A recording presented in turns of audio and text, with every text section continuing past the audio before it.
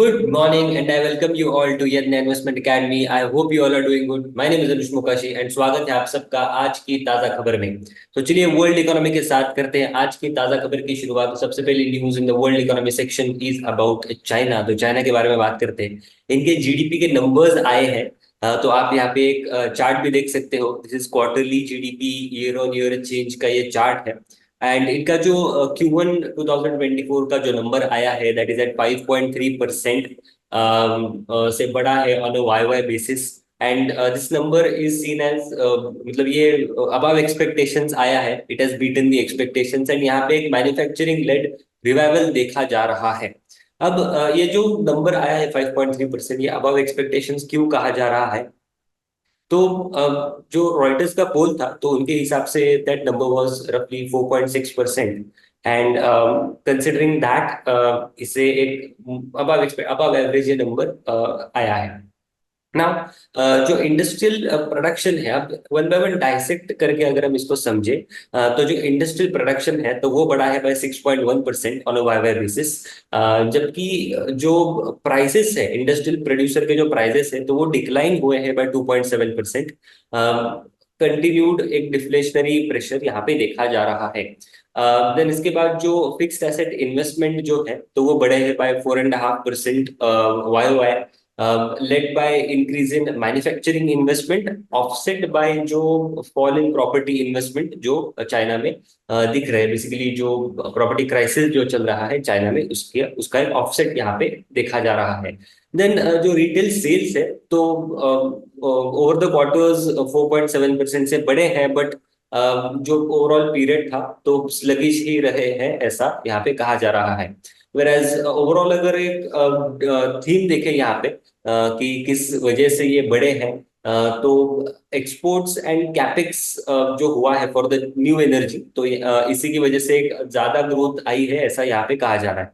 अब ओवरऑल जो चाइना का टारगेट जीडीपी है मतलब टारगेट ग्रोथ है for the GDP that is at 5% and उन्होंने यही रखा है। बट दिस मतलब ये जो अचीव किया है ओवर द पास्ट अगर हम 3 और 4 क्वार्टर्स रहे but this number is seen to be the lowest figure in the decades. अभी देखते हैं चाइना क्या प्लान्स कैसे उनकी जो ग्रोथ है तो वो रिवाइव करता है आगे जाके। अब हम बढ़ते हैं अपने इंडियन इकोनॉमी सेक्शन की तरफ। तो इंडियन इकोनॉमी सेक्शन में सबसे पहले न्यूज है अबाउट इंडिया के इलेक्ट्रॉनिक्स एक्सपोर्ट्स के बारे में। तो 23.6% से इंडिया के एक्सपोर्ट्स बढ़े हैं इन FY24। एंड ये जो नंबर आया है नंबर आया है $29.12 बिलियन का। तो आप यहाँ पे एक अगेन चार्ट देख सकते हो। तो टोटल $29.12 बिलियन के एक्सपोर्ट्स रहे हैं। तो इंडिया ने रफली 2 to 2.5 बिलियन का एक्सपोर्ट एवरी मंथ किया है इन FY24। एंड ग्रोथ भी काफी काफी रोबस्ट रही है। एंड मार्च मंथ में $3.5 बिलियन के यहाँ पे एक्सपोर्ट्स रहे हैं। अब जो टॉप 5 मार्केट्स यहाँ पे है तो वो कौन से हैं जहाँ पे इंडिया ने एक्सपोर्ट किया है? तो that includes US, UAE, Netherlands, UK and Italy. इसके अलावा कुछ न्यू मार्केट्स भी हैं जहाँ पे वेंचर किया है जहाँ पे एंट्री ली है। तो that includes Cayman Islands, Turkmenistan, Mongolia, Honduras etcetera. Then next news के बारे में बात करते हैं। Next news is about India का जो जीडीपी फोरकास्ट है तो वो बढ़ाया है बाय IMF ने by 30 basis points to 6.8% for FY25। अब ये जो फोरकास्ट बढ़ा है this is an update in their world economic outlook. उनका जो वर्ल्ड इकोनॉमिक आउटलुक रिपोर्ट आता है तो उसमें एक अपडेट के तौर पे उन्होंने ये ग्रोथ प्रोजेक्शंस जो है तो वो इंडिया का ग्रोथ फोरकास्ट वहां पे बढ़ाया हुआ है 30 बेसिस पॉइंट्स। अब इसके रीजंस क्या दिए हैं? तो रीजंस दिए हैं डोमेस्टिक डिमांड जो है इंडिया का तो वो रोबस्ट है, हो सकता है ऐसा उनका एक्सपेक्टेशंस है।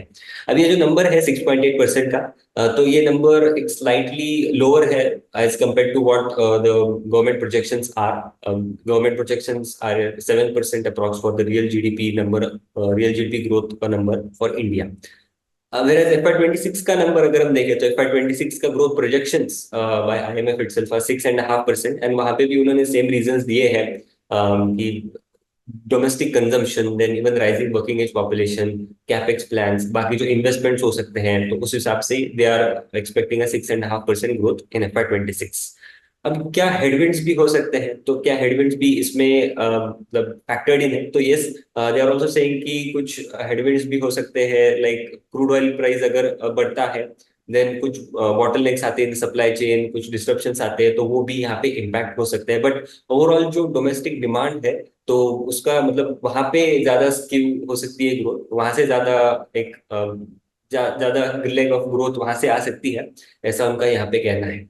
अब अगर हम समझे यहाँ पे कि कौन सी एजेंसी ने, because multiple agencies are giving multiple numbers, तो कौन सी एजेंसी ने कितना मतलब एक्सपेक्टेड नंबर रखा है, तो आप अगेन एक टेबल देख सकते हो यहाँ पे। तो आईएमएफ का जो नंबर है, रिवाइज नंबर, तो वो है एट 6.8%। वर्ल्ड बैंक अगेन 6.4 से 6.6% तक ये नंबर उन्होंने बढ़ाया बढ़ाया है। फिच एंड इवन एडीबी, तो लाइक एशियन डेवलपमेंट बैंक, तो उनका एक्सपेक्टेड है 7% के approx, and city bank is expecting again 6.8% के approx GDP growth for India for FY 25। अब ओवरऑल अगर हम यहाँ पे देखें, तो ब्रॉड रेंज हमें यही निकल के आती है कि 6.5, 6.5 टू 7% के बीच में इंडिया का रियल जीडीपी ग्रोथ यहाँ पे रह सकता है ना। वो क्वेश्चन ये भी आता है, बहुत से क्वेश्चन ये भी आते हैं कि ये नंबर्स क्यों इंपॉर्टेंट है, वाई, मतलब ये नंबर्स मैटर भी करते हैं क्या?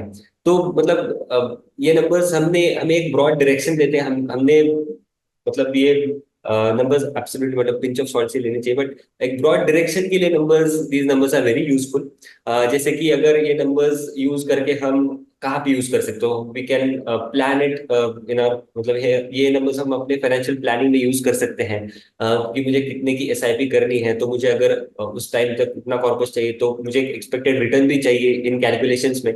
तो वहां पे हम ये नंबर्स यूज कर सकते हैं to identify that SIP amount and plan our goals accordingly, and उस हिसाब से we can even achieve the goals. So एक ब्रॉड डायरेक्शन के तौर पे ये नंबर्स यूज करने चाहिए, ऐसा मुझे यहाँ पे लगता है।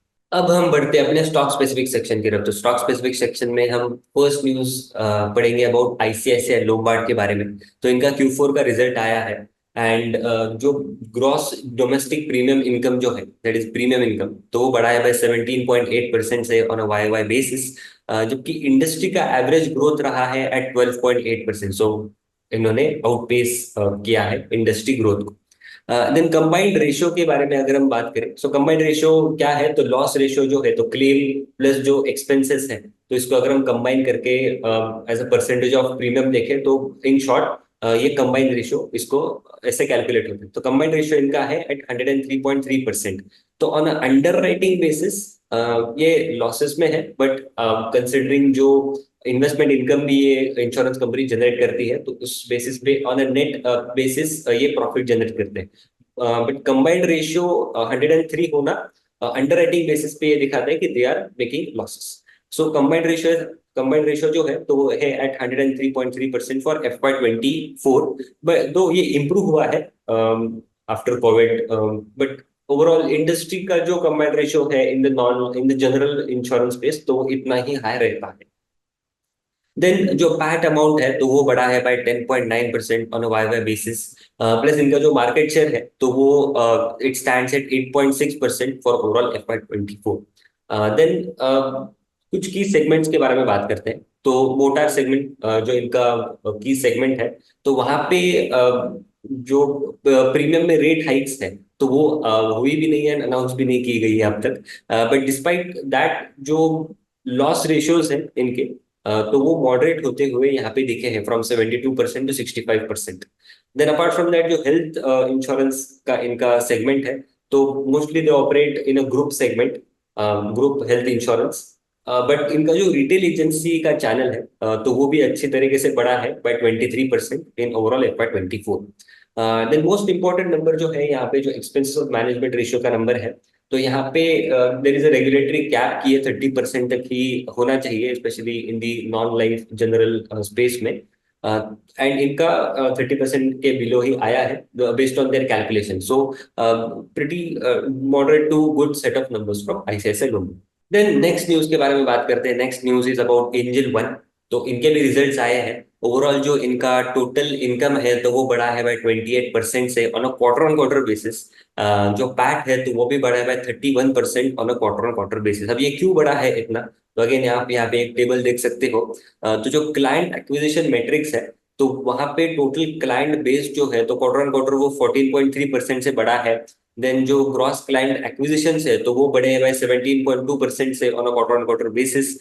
जो शेयर है इन इंडियाज डीमैट अकाउंट्स तो वो बढ़ा है by 72 basis points. And current share जो है तो वो है 14.7%।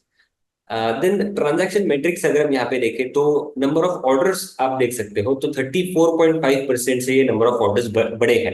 And the number of orders in Q4 itself are 471 million. अब इसका भी अगर हम स्प्लिट देखें तो अनदर एक टेबल आप यहाँ पे देख सकते हो नंबर ऑफ ऑर्डर्स का। तो ग्रोथ जो क्वार्टर ऑन क्वार्टर आई है इन दी नंबर ऑफ ऑर्डर्स तो वो आई है 34.5%। मतलब टोटल बेसिस पे है ये। एंड इसका स्प्लिट आप ये नीचे देख सकते हो कि एफ&ओ में 35.5% की ग्रोथ आई है, कैश में 37% की ग्रोथ आई है। And this is offset by commodity की growth that is 2.7%, so flat growth आई है। So drivers of orders are एफ&ओ and cash segment. So overall decent set of numbers from Angel One. अब देखना पड़ेगा कि मार्केट कैसे इसको रिएक्ट करता है।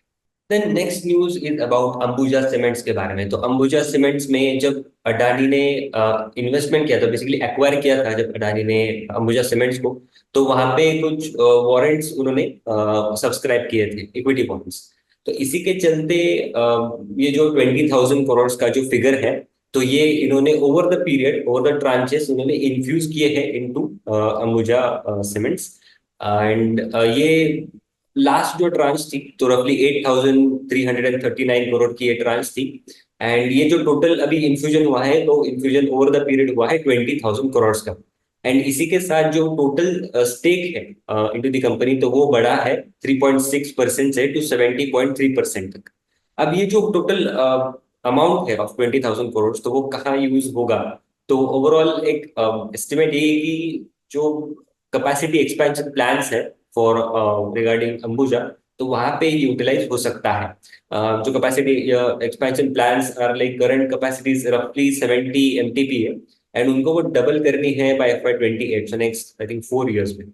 सो रफली डबल इन 4 इयर्स तो वो वहां पे कैपेक्स के तौर पे ये फंड्स यूटिलाइज हो सकते हैं, ऐसा यहाँ पे इंडिकेशन है। So this was it. I hope आपको आज की ताजा खबर अच्छी लगी होगी। ऐसे और वीडियोस के लिए हमारे चैनल पे बने रहना, वीडियो को लाइक करना, शेयर करना और चैनल को सब्सक्राइब करना मत भूलना। मिलते हैं अगले वीडियो में। Thank you so much.